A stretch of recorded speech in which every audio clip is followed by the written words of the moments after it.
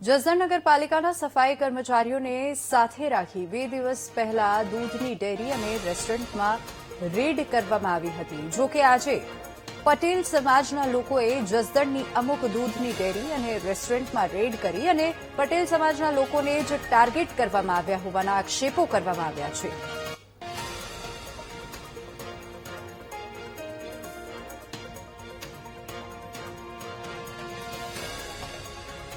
એ અમારી હોટલે food inspector રાજકોટથી આવ્યા હતા.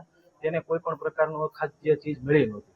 પછી 5-6 વાગ્યાની આજુબાજુ નગરપાલિકાના કર્મચારીઓ આવીને ગાડી સાથે આવ્યા અને તેલના ડબ્બા, મંચુરિયમ બનાવેલું હતું, બપોરે 12 વાગે સાંજે ગ્રાહક આવે એના માટે એ બધું પ્રકારનું નાશ કરી દીધું. અમે આખો દી સાંજે હોટલ ચાલુ કરવાની, હોટલ ચાલુ ન કરી શક્યા અને અમારે આખા દિવસનો વકરો બગડ્યો અને કોઈ પણ પ્રકારની અખાદ્ય ચીજ હતી જ નહીં. જે સફાઈ કર્મચારીઓ દ્વારા આ રેડ કરવામાં આવી હતી અને દરેક વસ્તુ ડેરીની નાશ કરવામાં આવી અને જેવું તેવું વર્તન, આતંકવાદી સાથે જેવું વર્તન કર્યું અમારા પટેલ સમાજની જે ડેરીના સંચાલક છે એની સાથે એવું વર્તન કરવામાં આવ્યું હતું. નગરપાલિકાના કર્મચારીઓએ સેમ્પલ લીધા છે, તો કે સેમ્પલ લેવાની છતાં ફૂડ ઇન્સ્પેક્ટર છે, ફૂડ એન્ડ ડ્રગ્સ વિભાગ હેઠળ આવે છે.